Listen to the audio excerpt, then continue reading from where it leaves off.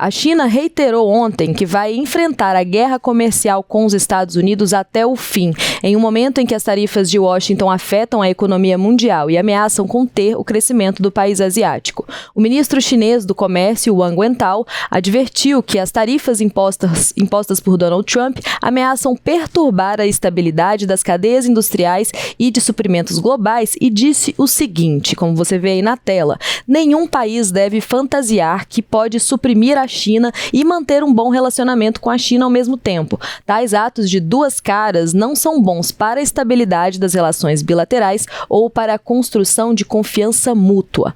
Bom, vamos chamar então o Frederico Duboc, nosso especialista em relações internacionais, editor de opinião de O Tempo, para entender mais esse capítulo, né, Fred, dessa guerra comercial, dessa guerra de tarifas de Trump. Bom dia. Bom dia, Dani. Bom dia a todos. Esse é um encontro anual que o ministro das Relações Exteriores da China tem com os jornalistas estrangeiros. É um compromisso fixo, ele falou de vários assuntos e a questão das taxas tomou muito tempo. Tomou muito tempo porque está acirrando desde a posse do governo Trump nos Estados Unidos. Né? O Trump ele dobrou as tarifas de importação de 10% para 20% sobre os produtos chineses e a China já retaliou, aumentando também, chegando a 10% a 15% nos valores das taxas. Isso daí é uma questão que é muito forte, porque é uma relação de comércio bilateral que tem se intensificado ao longo dos anos e tem uma interdependência entre os dois. E é essa que é a preocupação da China nesse momento. O ministro não falou à toa. Ele falou justamente num cenário, ele ainda fala da seguinte situação, né? Que se todos os países do mundo, ele citou até o número da ONU lá, os 196 países do mundo, começarem a elevar as tarifas indiscriminadamente, vai virar uma lei da selva. E quem morre primeiro são os mais fracos, né? No caso, não é a China, não é os Estados Unidos. No momento, as duas maiores potências econômicas do mundo. Mas é uma questão que está se avolumando, né? E a gente está vendo também que há uma grande interdependência nessa situação. Por exemplo, os Estados Unidos compram muita coisa da China. Nós fizemos até um material aqui que fala desses principais produtos que são importados pelos Estados Unidos que estão sofrendo essas taxas de até 20%. Se for possível colocar na tela. E é interessante que a gente vai ver o que acontece. O que os Estados Unidos compram da China? Você vê assim, esse daqui é o produto e o valor importado no ano passado, né? Eles compram celulares, computadores e acessórios, equipamentos elétricos e industriais, brinquedos, jogos, eletrodomésticos e móveis. Ou seja, são produtos de grande valor agregado, né? São produtos muito fortes. E muitos deles são produtos de patente norte-americana importados da China, como muitos casos, por exemplo, a Apple tem fábricas na China, né? E em contrapartida, o que os Estados Unidos compram da China? Né? O que eles vendem para a China? Eles vendem produtos agrícolas, vendem soja, vendem algodão, vendem sorgo, né? Então isso gera uma instabilidade na relação, né? E o Donald Trump, colocando essas taxas, ele está elevando essa instabilidade. E qual que é, Fred, essa relação dessa balança comercial, né, entre importações e exportações? Como que funciona essa relação entre esses dois países e qual seria, né, esse impacto? Qual é esse impacto? É uma balança comercial muito elevada, né, e ela é também muito deficitária para os Estados Unidos. Nós preparamos também um material mostrando a evolução dessas taxas. Você vê, ela tem até caído um pouco desde o governo Biden, né?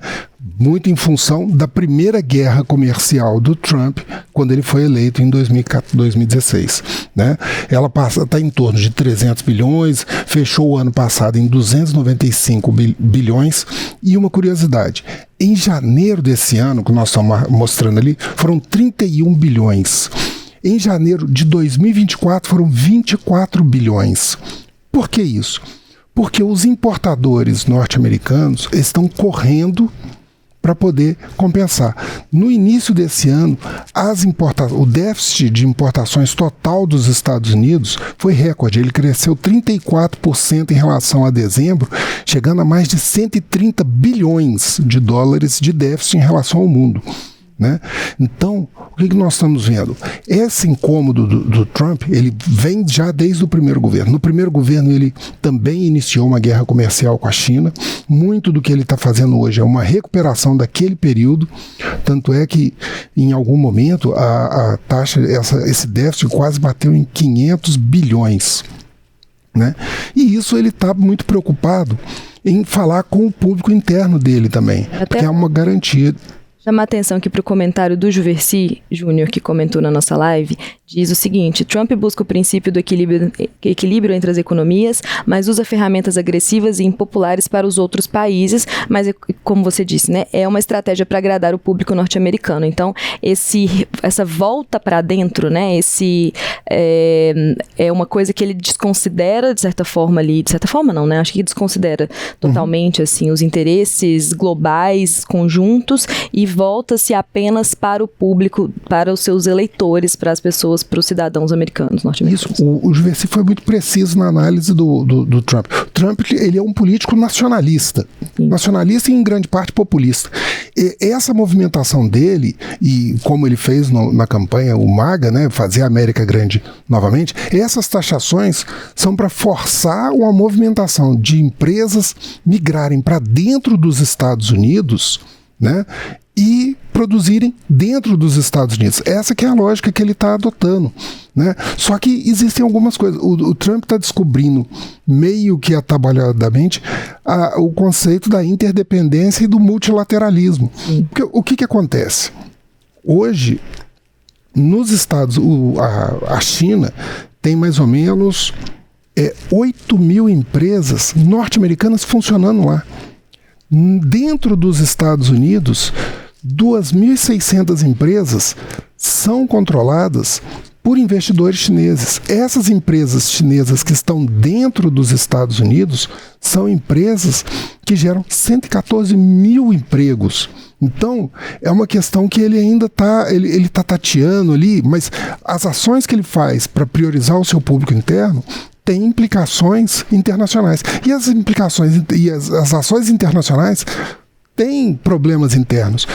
Outra coisa que aconteceu, não especificamente com a China, que foi ontem, que ele adiou a taxação de 25% sobre Canadá e México.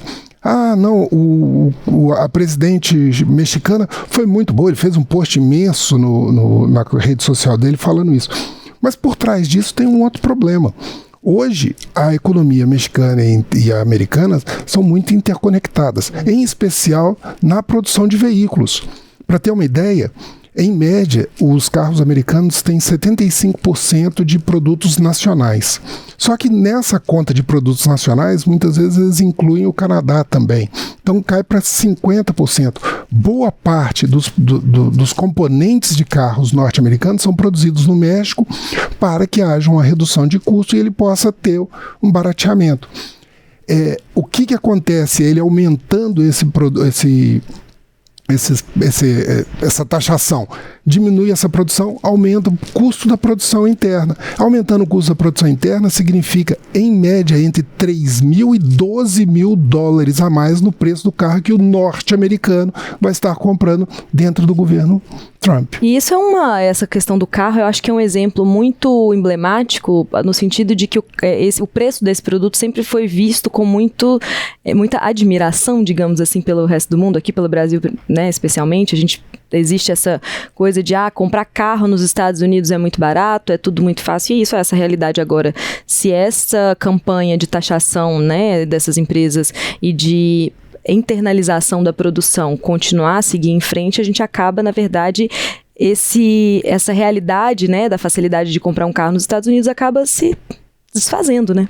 E isso pode ter implicações políticas para ele mesmo, porque o eleitor dele, nessa última eleição, foi praticamente o país inteiro, mas o eleitor típico dele é o cara do meio oeste, ou operário meia classe, né, de classe média, ou um agricultor. Todos eles dependentes de veículos. O pequeno agricultor depende dessas grandes caminhonetes que muitas vezes tem 40%, 50% de produtos importados.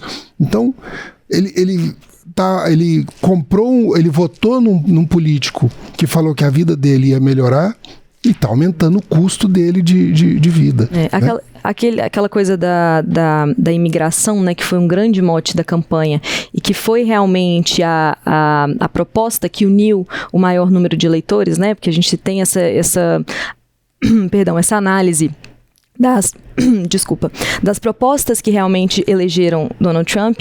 A imigração, né, a questão do combate à imigração ilegal é a principal delas, mas aí quando você começa a bater na economia, no sentido de encarecer produtos, dificultar processos pro norte-americano, isso acaba implodindo o governo, né?